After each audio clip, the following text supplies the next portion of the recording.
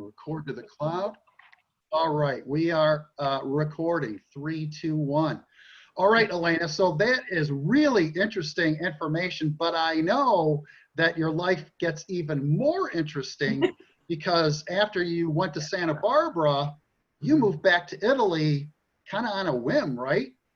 Yeah, in Santa Barbara, my junior year, I decided to go abroad for a year and study. And I'm that type of person that I love to immerse. So I chose really not to speak any English while I was there. I was actually in college, I got a C in Italian because all it was books. So when I went to Italy in college, I just said, no English, all Italian.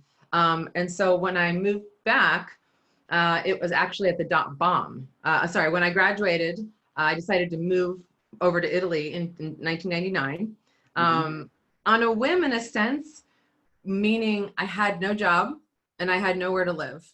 But what I knew was that I wanted to be there. And so I packed money away and I boxed all my stuff up.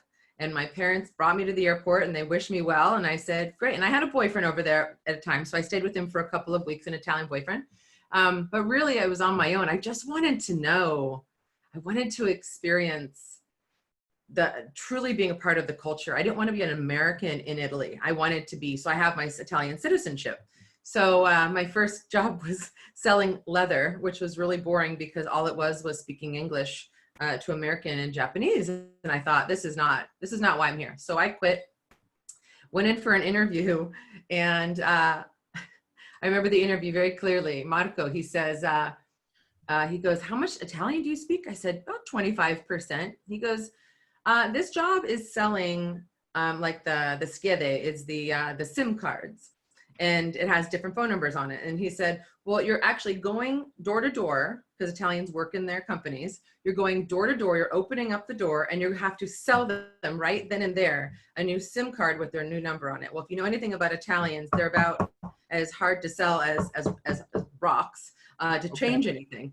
And so anyway, he said, your territory is Tuscany and it's 100% Italian, and you're gonna make about $3 a contract, and you're gonna work Monday through Saturday, and you have to pay for all your own gas and all that. And I said, great, I'm in. And he said, are you crazy? And I said, my territory is Tuscany. I get to speak Italian, and I get to all my colleagues were Italian. And I said, this is why I'm here. I said, and I got President's Club. We went to Monaco, and I just threw myself into a situation, and I said, let's see what happens. And I do that a lot. You know, I'll say, you know, where is my heart leading me? And so 2.5 years later, I decided to come back to the United States. There wasn't a lot of opportunity for, one, females, and two, just in general for Italians for work. So I came back in 2001, and came back in the dot bomb.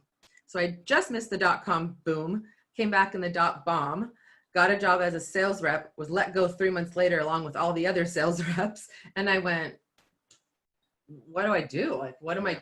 And I was just torn. I wanted to be in Italy, but then I wanted to be here, and I didn't know what I wanted to do. And I just kind of sat there and I went, I'm a little lost. I'm not quite sure what I want to do.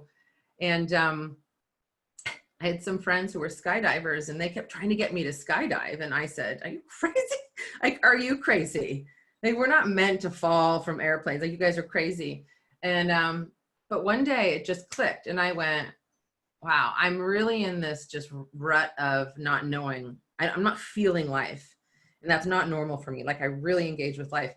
And so I turned to my friend who's a tandem master, and I said, hey, Aaron. And he goes, yeah. And I said, I'll meet you out there on Sunday. And he goes, what are you talking about? And I said, I'm going to make a skydive. He goes, I thought you thought we were crazy. I said, you are. I said, but I need a shock to my system. I need to do something that I would never do to know that there's more possible out there. I needed to feel it. Well, the experience that I had was interesting because that was in 2002. And I showed up, but I made the skydive and I landed, and the video guy looks at me, he goes, did you have a great time? And he put 2 thumbs up. And I said, it was amazing. And in my head, I went, you liar. You did not like that. You are such a liar. And I said to myself, Alana, you didn't allow yourself to truly experience that. So I looked at Aaron and I said, I'll meet you inside. I'm going to sign up again. He goes, you're going to go again? I said, yeah, I'm going again because I didn't really experience the skydive. I was so in my head. I was so oversensitized. I was so scared, but I faked it because I wasn't in control. And so I went, you need to really just surrender to the experience. If they can do it, you can do it. So I went up again, and he held me out the door a little longer, which of course it freaked me out. But we launched out, and I just yelled out all of the fear and anything I had, and I just let go. And I felt the wind, and I felt my true smile, and I felt everything. And when we landed, I went, okay, letting go of control is not always a bad thing. Surrendering to a situation to experience it is a good thing, because then you can decide whether you like it or not. And it's at that point that I not only fell in love with the sport, it's a very, very hard sport, but the people. It was the first time in my life, and I was mid-20s, late 20s. It was the first time in my life that I had ever experienced a tribe, meaning I've always been looking for a group of people that I love, like the majority I loved, I identified with, and they loved me back. I always had friends here and there at high school, but onesie twosies. And I said to my psychologist one day, I said, I found them. And she said, who'd you find? I said, my tribe. I said, I found them. And I told her, with what? She goes, are you crazy? And I said, no. I said, I'm going to go for it. And even through student program, I was still scared. But I said, if they can do it, I can do it. I got to give myself that shot. And what I got out of it was so much more than just, I have 13 world records. I have over 3,500 skydives. But it's more than that. It was a community. It was those rainy days where you go, wow, I'm going to wait it out. And you have these magical conversations with people, or someone teaches you how to not hurt yourself, how to prepare for what you're, it was really taught me a lot about life as well. It was really beautiful. So yeah, it was. Yeah, if I could jump in a little bit, because I just want to, that was a lot to unpack. So a couple of things of point that you mentioned.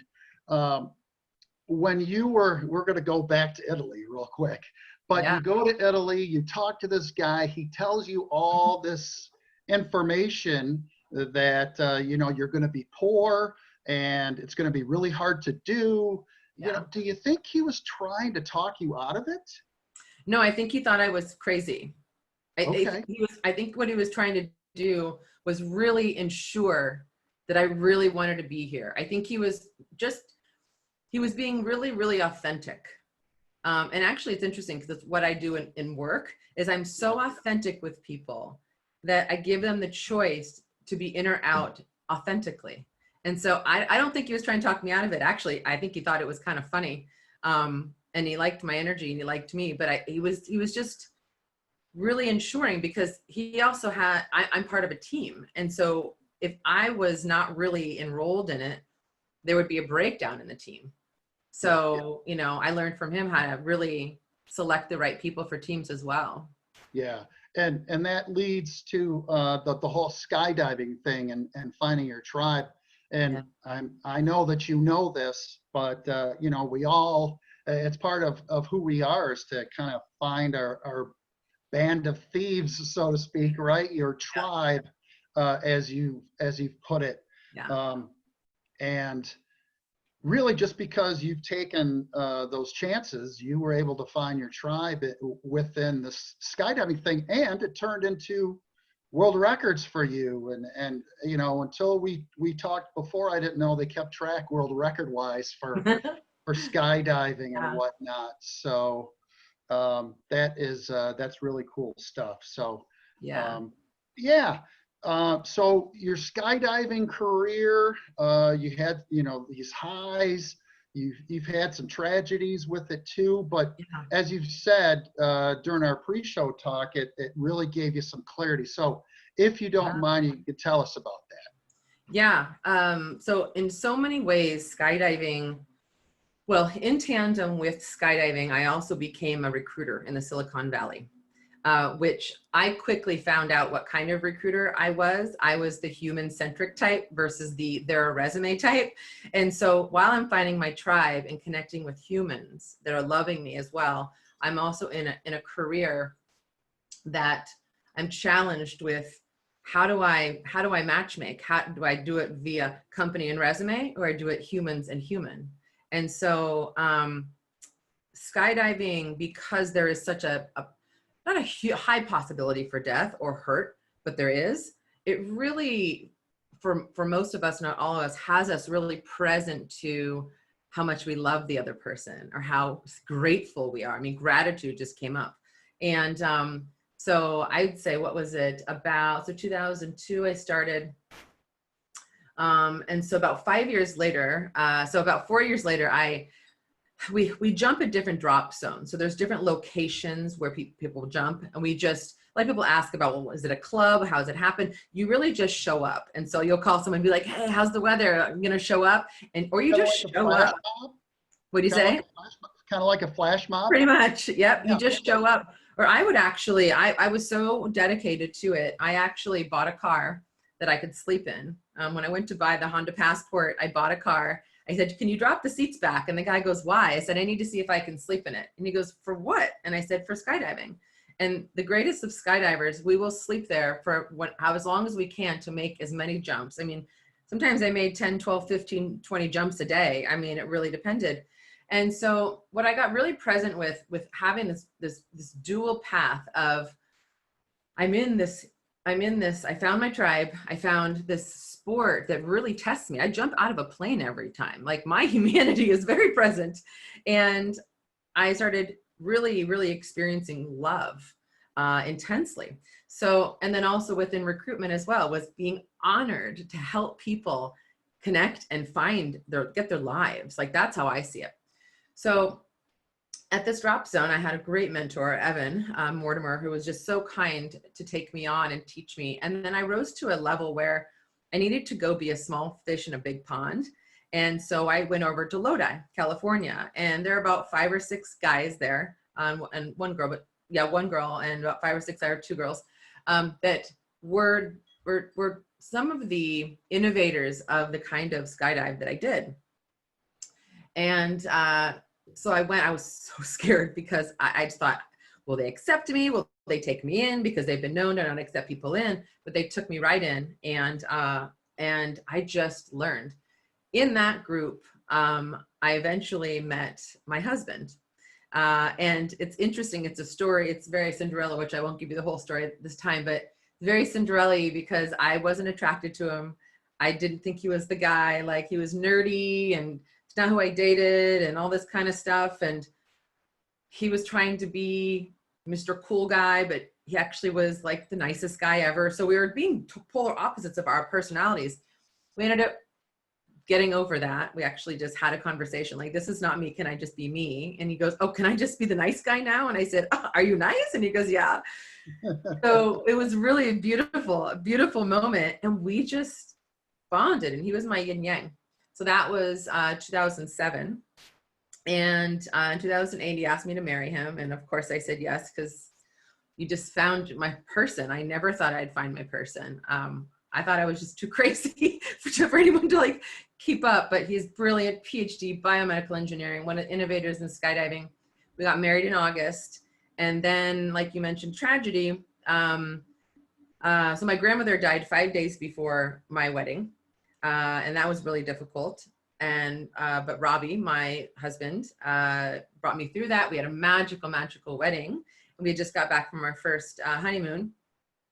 And I got a little bit sick. And so I said, oh, you just go out and you skydive. Go ahead and skydive. And he was training, like he was going to be the Michael Phelps of skydiving. He was going to get, he was going to do everything that no one's done it yet. And he was going to do it all. And I guarantee he would have. But what happened that weekend was he had an accident, and with another woman. It's not that their parachutes did not open, because I get that question a lot. What happened was what they were training to do, you see like these kites where people are connected with all of their parachutes, and their parachutes got tangled and both of them died. And so 15 days after I got married and I was at the top of the world going, me? Like we both kind of looked at each other all the time going, really? This is really happening? Yeah. And I was just brought to nothing. And it was the worst thing that's ever happened in my life. And I remember wondering whether I was going to make it sometimes, and like, how am I going to I didn't feel joy, happiness, love. I felt nothing. Like I was like, my friend said, you're gray. And I said, that's how I feel. I remember one day sitting there and someone said, oh, you're a widow. And I went, I was 34. He was 32. Yeah. And I went, I'm a widow? And I literally remember sitting there. I woke up one morning about 3 months after, and I usually face things, as you can see, like I face things head on. And I walked and I wasn't facing it, but I went, all right, Elena, sun was shining in, and I sat there and I put up my hands and I said, okay, this left hand is, you're not going to take it on. You're just going to live. You're just going to exist. And you're going to, it's like living in death, right? Just like living in it, right? And if you do that, and I didn't have any choice to, there's no suicide thoughts, but it was like, you're just going to exist like that. And that's like living death. Or your right hand, if you choose your right hand, you're going to about face. And I just saw it as a wall of fire, this wall of fire that you hope to God there's life on the other side, that there's joy and happiness and something else besides what I'm feeling right now. So you have a choice, make it right now. Your left hand, you sit in it, you do nothing, or your right hand. And I just looked at myself and I went, not today. I said, today I'm taking it on. I just got chills. And I'm actually, the book will be coming out at some point, but it's called Defining My Widow, which is literally, you get to define who you are. Like whatever, you're a dad, you know, I'm a widow, I'm a skydiver. You get to define it for you. And so I thought, a lot of people had opinions how I needed to go through it. And I thought, well, I can learn and take the best, but what I got out of it, the greatest thing that I got out of it, I always say it's the greatest tragedy that I've ever had and the best thing that's ever happened to me. It was the greatest thing that he and his death were like the greatest thing that ever happened to me. Of course I'd want him back, but is that I realized that love is all. That's really, I got so connected to my truth and why I'm here. And I'm here to help people connect with each other and feel that love.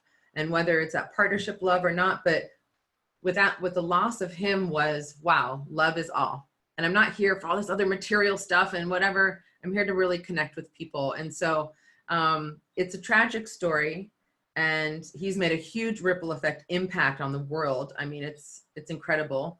We actually did about 6 world records based off of a skydive that he mapped out before he died, and we did it 5 years later. So he was an innovator.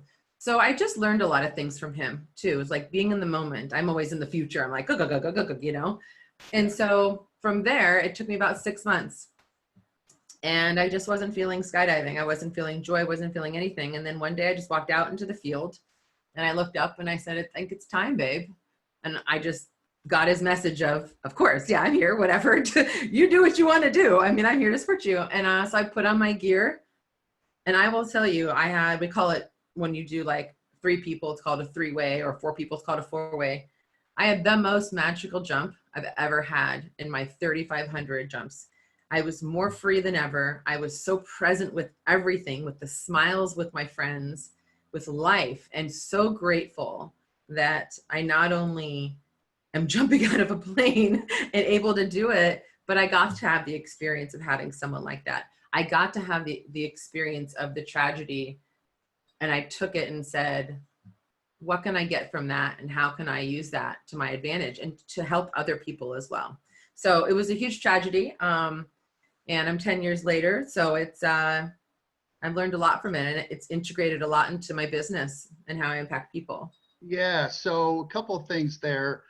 You mentioned that there were people who were saying, this is how you should go through this. This is how you go through this. But that's probably how they went through it, or how they envisioned going through the grieving period, really, is what it is. But you found your way to handle your grieving. And because you're the person that you are, you have taken that and really that's become, well, you turned that clarity into your vocation or your career. Yeah. Yep. Yeah. And very much so. That's really, yeah, that's amazing. Thank you so much for sharing that. Of course. That part of your life. Yeah. You know, it is part of you, and you know, people learn a lot more about you if you know, you share that kind of stuff. Yeah. So, and I wouldn't be who I am today without that having happened. that's so right. Absolutely. you know? So yeah, thanks for letting me share that too. I Oh, know sometimes it's hard for people to hear, and I understand that, you know?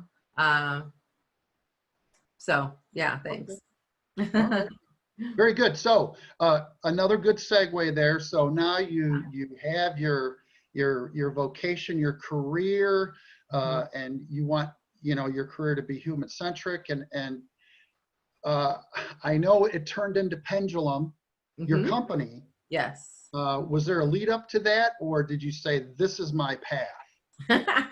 Definitely a lead up, but you know those you know those times in life where you go, why am I going through this? Like, this is kind of hard, or you know, you question it.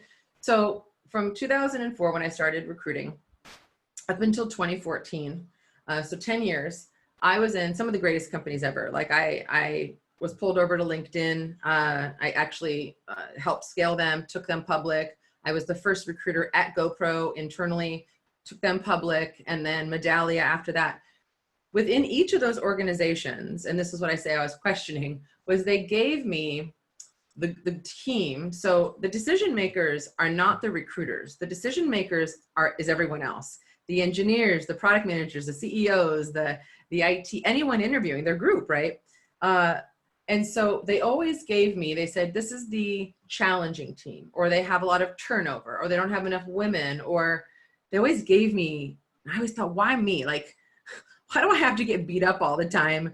You know, but what I really got was that I kept being challenged to be put into my truth, because instead of going into those groups and saying, well, here's more resumes and this is how you have to do it, and forcing them, because I was so present to the human connection and love and partnership.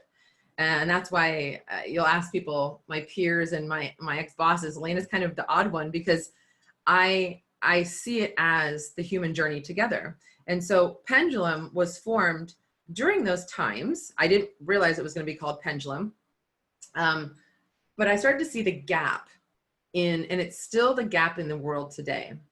The biggest gap in hiring is that the decision makers are not trained, right? So you wouldn't Agreed. say throw me in to do coding tomorrow and think that I'm going to do a good job without training. That would be insanity. Yeah, But there is only one discipline in every company that every part of the company has to do, is hire. It's the last thing to be invested into how to get it right and to how to empower people to do it, right? So most people don't want to spend most of their time hiring. They want to spend it on where they love, you know? So I started seeing, wow, the gap here is not quantity of resumes. The gap here is not, it's one, the candidate experience, which has become a big, you know, terminology, which is true. What is that candidate? What is that human experience of your company? And then I started bringing to the table the partnership with my hiring managers and teams. I started training them on how to communicate with the candidates so that it's not just check boxes, right? Because the candidates are not there for them. You are there together to see if you can find a partnership. And right. I started to, because I was thrown into these fires and like GoPro, my manager said, here's 5 teams, just go figure it out. I thought, great. I'm going to go bring them together as humans and create communication strategies, create alignment, create efficiency. And so the Silicon Valley has a way, it's brilliant, but it lacks human centricity. It has lost its way in terms of that. And it's still there. It's coming back a bit, but it's lost its way. And I felt my soul in 2013 dying, because it was all around me with just resumes. And so I felt my soul dying. And so in 2014, I went to a company called Medallia and I said, I'll be here for 7 months to help you. And they gave me this amazing human. We're still one of my closest friends, Juan. He was the head of engineering at Medallia. And they said, well, he's hated every recruiter that's ever worked for him. Here you go. And I went, great, once again. But this is great. And he could tell his story too. We've just created a magical partnership, but it was like this to start. But I told them, I said, I'll be here for 7 months and then I'm leaving. They said, well, what are you going to do? And I said, I'm going to quit. I'm going to buy an RV. I'm going to have no job, nowhere to be, and I'm going to just drive. And they said, what are you talking about? And I said, That's what I'm doing. And on August 6th, I'm leaving. Well, it ended up being August 7th for a situation happened, but we turned around that opportunity. And I'd say pendulum started to become born as I was being a recruiter, as I started. Most recruiters go after it by giving resumes. I was actually creating the solution for it to be optimized and for people to actually have the right connection. Culture, where people weren't focusing on culture fits. I was focusing on culture fits. So I went on this road trip. It was a year, a month, and 2 days. People always laugh that I know the exact days, but it's amazing. It's good, you know, yeah, it's good that you can, that's a neat thing to go back on and say, this is how long I was doing it. It's just good. It's a good part of your story there. So, yeah. Yeah. And actually, I wrote during it, actually, that the unedited version is going to come out this year because it's just time for me to pull it out of the closet. And I wrote during it. I call myself the momentist. During it, I wrote because I didn't have a plan of what was going to happen, but what started to happen was with my authenticity, with my coming to people with love, even in just the hi, or even if just the smile, people immediately went hi back, and we had conversations, and I was just started to get fill up. And I mean, it was incredible. I have friends all over the country now.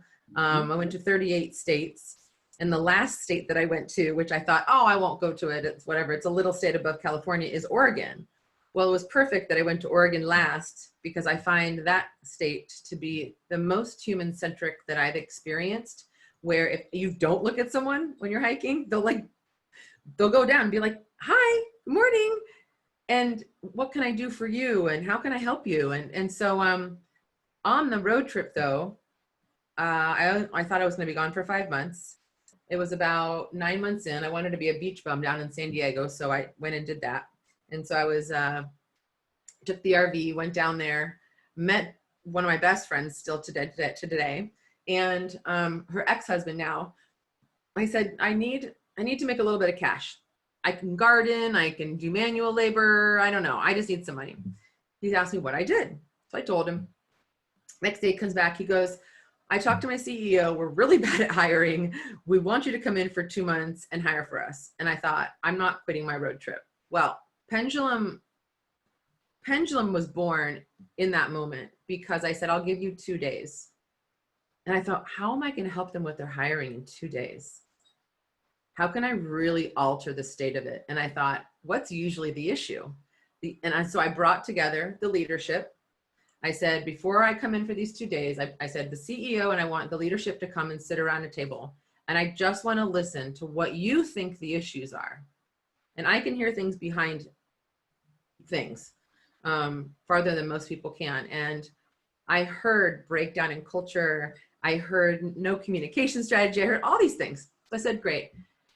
I had just done a skydiving event for my late husband. We always do them. They're free events and whatnot because that was how he did it too. So I just finished an event, went to my hotel room. Out of my brain, I pulled out a 2-day workshop. And it's still, it's a 3-day workshop right now, but it's the 3rd day is experiential. Like I believe in, I'm not just going to give you a book and teach you.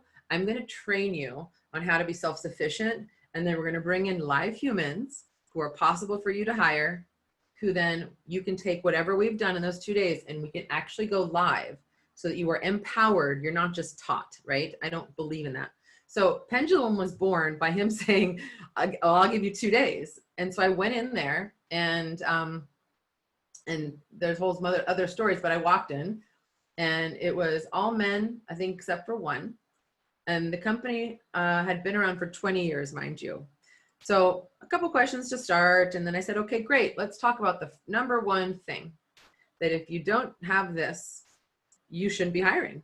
It's number one thing. I said, why don't you guys define me your culture? So I wrote up culture right here, right? And I said, okay, great, guys, define for me your culture. And I turned around and crickets behind me. And I turned around and I went, guys, what's your culture? And the CEO literally said, Alana, you guys, I'm so sorry. We've been here for 20 years and we've never defined it. And I said, that's why you're having issues, along with other things. But if you are not aligned in your culture, like your tribe, if you are not clear about that, you're trying to hire in random humans who don't even know what to align to. So let's get clear on that. So my workshop came out. I have a 3-pillar formula, which is like the foundation. We created their process because you need process. I call it the systemization because you create repeatability, right? Because Yep. none of them were recruiters and they don't really want to spend a lot of time hiring. So you might as well make something efficient and repeatable. So Pendulum was born right there. I kept going on my road trip and I came back to the Bay and I said, I don't want to be here. I want to move where other people are there for each other. And Denver, it was either going to be Bend, Oregon or Denver. And Both Denver, wonderful places, by the way. I mean, amazing, right? Just, Yeah. Yeah. And oh yeah, I can't wait to go back to Bend myself. It just gives me the travel itch. But I chose Denver because it was a bigger area. But I chose it because every time I went to Denver, before people even knew me, they looked at me and said, how can I make your trip the best that it can be? Because I didn't live there. And I went, I'm going to go around tribe. I need to be surrounded by tribe of people who are there for others first. They say hello to you, etc. So I literally, they had just given me a welcome home party. I feel bad for my parents. I'm an only child. They're like, you're home. And I'm like, I'm leaving. So Yeah. I went out to Denver. Didn't really expect to sign a lease.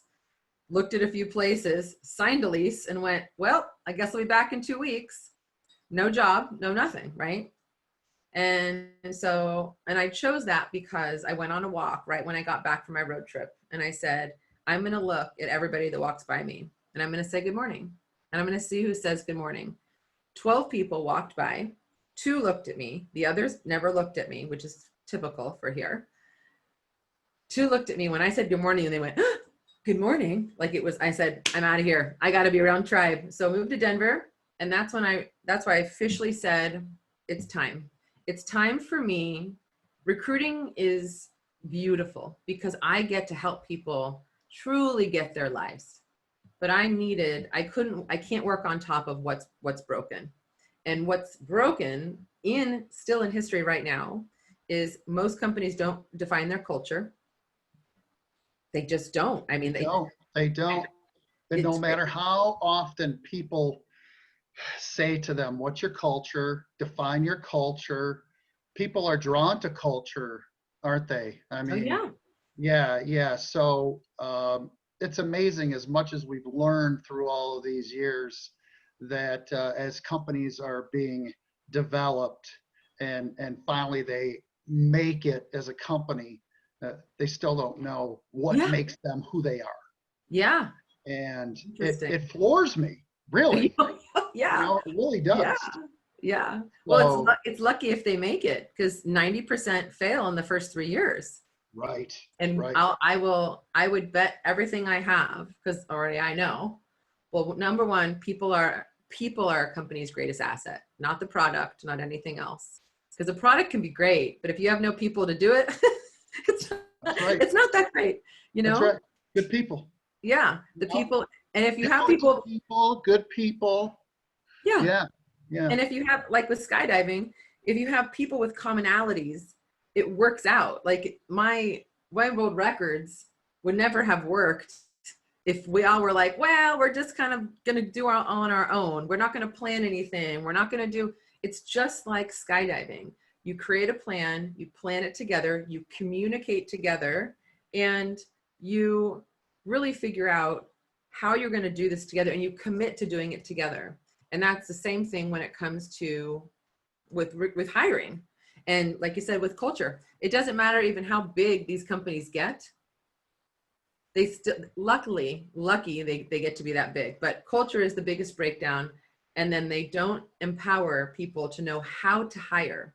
They expect the recruiter to be the one to ensure that that works. And actually we are 0.5% of why someone even is hired.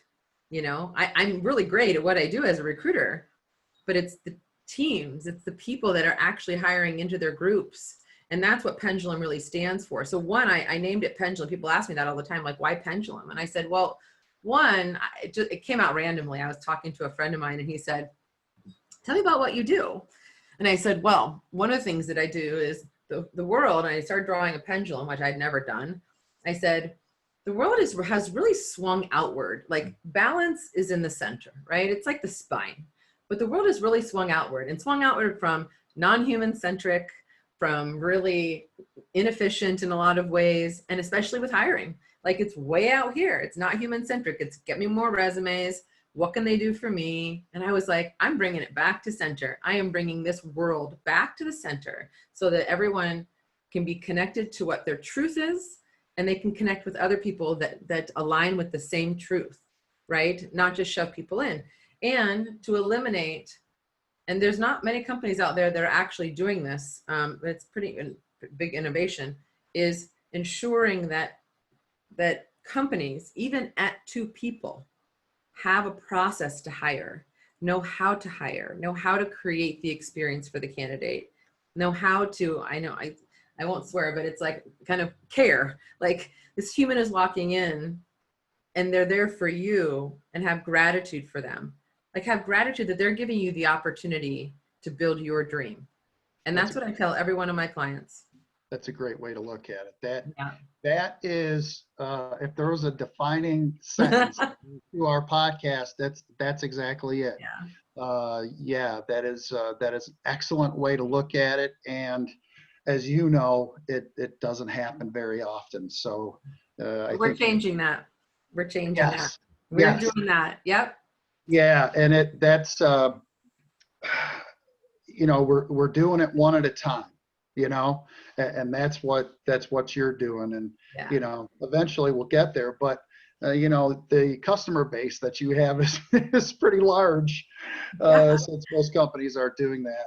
Yeah. But and you know what? As far as culture is concerned, it doesn't matter how big the company is. No. You're out in Silicon Valley. You mentioned Google to me a couple of times, and it could be a Google or it could be a 10-employee manufacturing place. Yeah. There still is a culture, and you got to define it.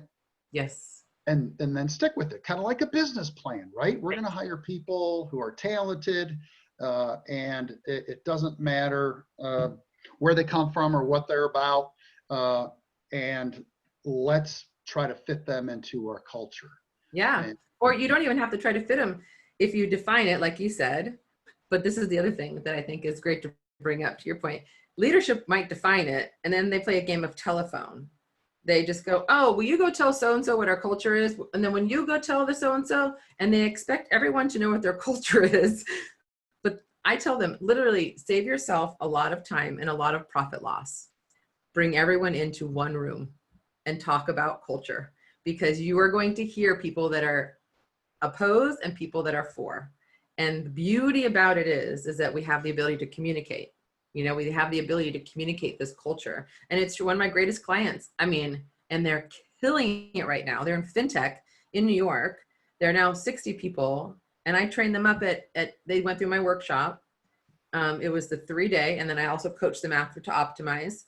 They killed it in 3 days. And they went, wow, we never knew that we could have so much fun with interviewing. And I'm like, yeah, I make it fun, because it doesn't have to be heavy. Like, I help you make it fun. He goes, and most of them are like, we're spending less time doing it. And I said, yeah, because when you're not good at something, you spend more time.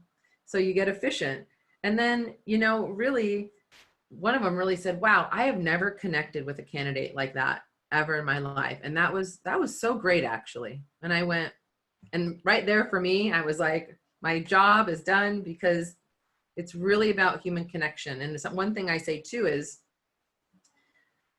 human resources is a term we use right out there. And actually I've written an article about it, but I speak about it. Human resources. We lack being human-centric, true humans to each other, and we lack being true resources for each other. And Pendulum, yes, my commitment to the world is to bring this back together. And we're all human resources for each other. So, bring that. People are just waiting to be connected with. People are waiting for you to smile at them. People are waiting, like the candidates, they're hoping that you care about them, right? And, the employees are hoping that, they do a good job by hiring. And so empower them to do it. But yeah, culture, to your point, is it really doesn't matter. One thing I say is, do not repeat history. And history, even to this day, has everyone still waiting way too long to define culture. If it's the one thing that you do, define your culture, but define it in the right way and in the right terms, and ensure that you have communication around it, and then systematize your hiring process. And I guarantee the profit loss, the people loss. When you lose a person, you don't just lose a person. You lose money, you lose their thoughts, you lose their ideas, you lose Yeah, yeah. loyalty. I mean, And you know, it yeah, still is a business, but yeah, yeah, I've done research on that before. And depending on the level of the person that you're losing, you're right. You're losing all their ideas, losing all of that experience that you put into them. yeah. But, you know, you're talking about, you know, 5 figures Oh, easily oh yeah, oh in yeah, losses when you lose somebody.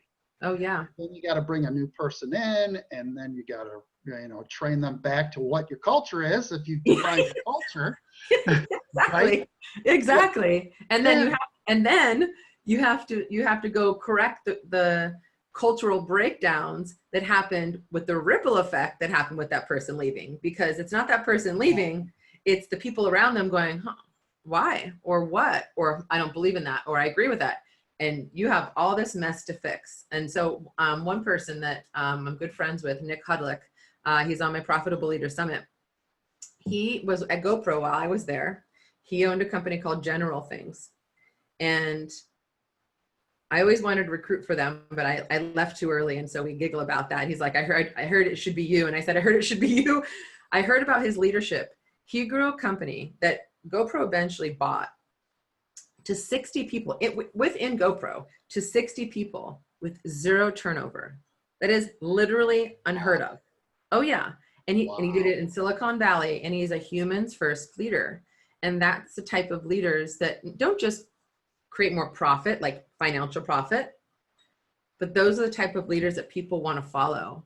And you don't have to deal with all those cultural breakdowns. If you define it first, you communicate it, you own it, like you said, and then you create the structure around how to minimize the time people spend hiring so that they are in their space of genius more. The engineers are engineering versus hiring more, or product. And, you know, no, I always ask people, I'm like, would you trade your job for my job? And they're like, no way. And I said, well, let me help you optimize so that you can spend more time doing what you love. And that's really, I think, the biggest thing about Pendulum is ensuring that my true end goal, besides the optimization, besides the efficiency, besides the systemization, the operating process, the training of managers, I teach teams how to communicate. But really, at the end of the day, my mission in life is to ensure that people have lives that they love and are surrounded by people that they're aligned with as well. Because I got that from the skydiving aspect, from the loss of my husband, was who you are around either empowers or disempowers your life. So you might as well be around people that you love being around. But if you go about it haphazard, that's how it's going to happen. So that's how Pendulum was born and all that. excellent. Well, Yeah. you are a fascinating person, and we're going to have you back because I know we could go on for quite a while yet. Yeah. So, but just for the sake of the folks who are listening to us out there, we're going to wrap it. But as you know, we wrap up the Drozcast with 5 questions, lightning round. I'm ready. All right. I love it when you do this. You've been doing your homework on random lightning round questions. Yes. Right? No, I do. I come in blind for you. All right. Very good. Question number 1. Do you like to cook? Ooh, I'm going to say 30%. 30%. So you don't like to cook? It's because it's just me. I'm single. Okay. And it's my cats. So I feel like I don't have anyone to really cook for. So no, it's not a passion of mine. And I'm decent. So, Okay. All right. Take it or leave it, right? Take it or leave it. Yes. Yes, Okay. exactly. All right. How about your favorite food? Ooh, geesh. That's going to go between sushi, an authentic 6-course Italian meal, like authentic. I think with some pesto as well. I think those are my 2. Have you ever heard of a restaurant called Buca di Beppo? Oh, of course. Okay, okay. Yeah. Uh-huh. When you say six-course Italian meal, that's what I think of, family style, where everybody's sitting around the table sharing Yeah. and whatnot. Yeah. Uh, that fits I'm a good. stickler. I'm a stickler for Italian because I live there, and Italians are food snobs and wine snobs, but it's okay because they do it really well. Yeah, So I since I moved there, I know now which restaurants are authentic and not. So yeah, that's the family style that I'm thinking of. Yeah. yeah. So I mentioned this one of the other times that we spoke, but you have and of course you're in the Silicon Valley. You have the North Beach area of San Francisco, Hmm. where I've been to San Francisco plenty of times, but I haven't been up there to have an Italian meal. But Oh yeah. I would assume you go there at Yes. times when you really need something, Yeah. you know. Yeah. I go to where I know if I walk in and they have accents and they're all Italian, I'm like, all right, I'll go right there. If it's all Americans, I'm like, I want to go where, or I can speak Italian too. I get to speak a little Italian. So yeah, I go to where like even here, where the Mexicans go, I go because Yeah, that's authentic food, because yeah, they were not going to go to crappy food. So yeah. yeah. There's a spot in Southwest Detroit Mm, that is called Mexican Town, and that's where a lot of Mexican and Latin immigrants have gone to, and they have, some amazing uh, restaurants there, kind of like North Beach would yeah. with all the Italian restaurants. Yeah. You want to go Uh, where they go. yeah, exactly, Yeah. exactly. So I know you've traveled the world, Mhm. Italy. You probably were in some countries to get there, right? You probably maybe you spent some time in France. So you've been in Europe Yeah. and you've been to I backpacked for 3 months all around Europe. Yeah. yeah, backpacking. That's awesome. Where have you not been that you want to go? Oh, that I want to go is Southern America, like South America. I South have not America. been, yeah, South America. I have not been there yet. Um, I did go to Africa last year, but I went to Namibia. I really, Africa has always pulled me. It has pulled me, Mhm. but I'm also uh, like I'm animal activist as well. Like I help to save, the elephants and the rhinos and really protect the resources that we have. And I'd like to go to Africa, especially to go educate myself more And by the way, whenever I travel, I always volunteer. So I go somewhere and I call up a place and I'm like, okay, can I volunteer for a day? And then I go do the rest of my stuff. So Africa's top of my list. And then I'd say South America. But I've been told Alaska just recently that I need to get up there. I hear it's pretty amazing. So I'd say those three. Having been to Alaska, I can tell you it is, and you're a hiker, and I am too. So I can tell you that. Now, I didn't go into the frontier. I spent a few days in Anchorage because anywhere else in Alaska that you get to, you got to go by plane. Yeah. Yeah. Uh, Maybe there's a highway between Anchorage and Fairbanks, but other than that, you got to fly. Uh, Interesting. yeah, but there was plenty of great hikes and climbs just in Anchorage by itself. So yeah, I can attest to that. Yeah. And yeah, probably Brazil or Australia for Mm. me. Yeah. Australia, true. Do a little walkabout. That'd be fun. That's right. Go inward. There's something called Devil's Rock or something like that is Yeah. supposed to be a big deal. So Yeah. yeah, yeah, okay. So everybody's got a talent that a lot of people don't know about, a hidden talent. Mm. What is Alana Fulvio's hidden talent? Well, one of the biggest ones is I'm a seer. So I can walk into rooms and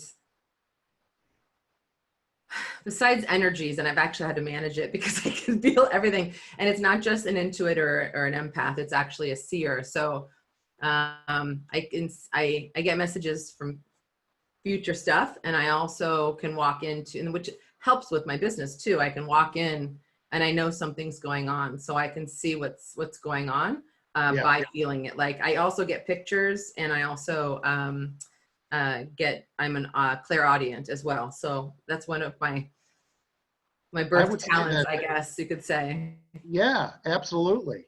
Yeah. Uh, Okay. Yeah, and that helps you out in your Yeah, business, right? I mean, whatever you call it, the sixth sense, whatever you call it, there's definitely some yeah, benefit. Sometimes yeah, it's just having the experience. I yeah, myself, having spent 30 years in the restaurant business, I've probably seen every kind of human scenario, yeah, in the interaction, or every kind of person. So I would get a feeling of maybe how this interaction is going to work out, or yeah, I always used to know going into a restaurant whether there was some shenanigans going on. It's just a feeling. yeah. Well, yeah. Yeah. Yes. So, last question. Okay. What do you want written on your tombstone? Ooh. Um, I just want it to be written my name, and it just says love is all above it. And that's really it. Um, that's just the message I would Doesn't leave with the yeah, it world. doesn't. I mean, based on what we've talked about today, that is your message. So, Yeah. uh, yeah. So you are. And then it might say at the bottom, now go smile at one person. That's right. It might say Or that. yeah. What did I see online that you called it? It was a magic minute, Yeah. right? Mhm. Yeah. Exactly. And then maybe you could have your magic, go do this, for 1 minute a day or something like that. Yeah. I've been putting more more of those out on YouTube. I'll even call my friends. Sometimes they'll have a question in their head like, oh, I can't do this or I can't do that. And I'll call them for 1 minute. I'm like, you got 1 minute, you've got this. And so I've been putting more of those out on YouTube of just a magic minute, something to think about, something to Yeah. do. So, which can alter the life of yourself and others. And the, it's interesting. You said something prior, which was one thing I'll also leave us with is, when we are doing it one by one, but I think more of the collective whole is coming together, understanding that it's easier with love, and it's better with love versus the you versus me. And like I say in my business, and I'm creating a culture of what I call we leaders. It's not me leader. It's we. It's you and me, and I think it's really growing. So I'm really excited for there's a lot of stuff going on in the world, but I'm really excited for this tribe to start bringing Yeah. the future of community and tribe together. Yeah. You're not alone with the we leader. Yeah, I've seen that pop up a lot more now. yeah, Um, so yeah, it's a good vein to be on. yeah. So I know how to get a hold of you, but how do people out there who are listening to the podcast get a hold of you if they want to do business, or just pick your brain a little bit? Yeah, yeah, and I invite anyone to just contact me. I mean, I'm always open to just having conversations, or if you have a question about the business, or you're looking for a career, just whatever you have a curiosity about my life. It's I'm open like that. So you can call me. So my phone number is 650-393-3924. Or you can go to my website, which is pendulumglobal.com. You can also email me, which everyone spells my name wrong, but I'll just spell it. So it's I Elena. didn't. I didn't. I got I it know. right. You did actually. It's funny. That's one of the reasons why I named Pendulum, because I thought, well, no one can spell or say my name. So, but the email is Alana, but it's ALANA at pendulumglobal.com. Or you can go find me. You can. It's Alana Fulvio. So it's F as in Frank, ULVIO. You can go to YouTube. You can find me everywhere. I write articles. If you miss this here, or whatever it is, you can always go Google me and find me from there as well. So Yeah, and you do have and your personal website is different than your business, right? So yeah, is that in yeah, alanafulvio.com? yeah. Okay. That's my I kind of call it my alter ego. My other side of my life. That's a whole nother. Well, that's part of the road trip too. But alanafulvio.com. Mhm. So Pendulum Global is the business side. And then Alana Fulvio, you'll be able to experience all the other sides of me as well. And I talk about that, and my road trip is on there. Yeah, And I was going to say in your road trip. So yeah, yeah. yeah, So there's a good picture of you in there. I'm thinking you're at Niagara Falls. Oh yeah, with me looking away. Yeah, yeah, Hmm. you're on the American side because all the fun stuff's on the other side of Yeah, the border. exactly. It was cute. The ticket lady, I was by myself and I got this a lot on my trip. I said, one, please. And she goes, darling, are you alone? And I go, yeah. I said, just one, please. She goes, honey, aren't you with someone? You should be with someone. You're so pretty. And I said, no, it's just me. I said, but there's going to be people in there. So I'll be with people. And she goes, okay, what are you doing here? And I said, oh, I'm traveling around the US. She goes, where are you from? I said, California. She goes, oh, you're so far away, darling. You need to be with. So it was just an experience like that. But yeah, that was Niagara Falls. And I did the whole, hoodie thing and out there and yeah, that was there. So yeah, people can go to that website and enjoy. I do a lot of videos and YouTube too. I have a lot of and authentic videos. Like I don't prep. I am in the moment. I call myself the momentist. I'm in the moment. A leaf falls and I'm like, I have an idea. Or, I smile at someone like you and I go, there's a thought. And it's just the moment, that we're in is to capture. Yeah, yeah, Yeah. awesome. Yeah. All right. Uh-huh. Well, so take care. And You too. so for those of you who are listening, this is going to conclude this episode. If you enjoyed it, I would venture to say I will have Elena on again. And like I've said a couple of times, a fascinating person. Um, so everybody take care out there. And don't forget about droztalks.com and my books. And I look forward to Elena's book when it comes out as well. Yeah. Yeah. Amazing. So, Thank you. Thank yep, you for having me. And thank you everyone for watching and being present and enjoying our connection and our conversation too, which yeah, is amazing. very good. All right. So take care. Bye for now. Bye. All right. Stop recording. Yeah, we got to stop it now, but at least I recorded.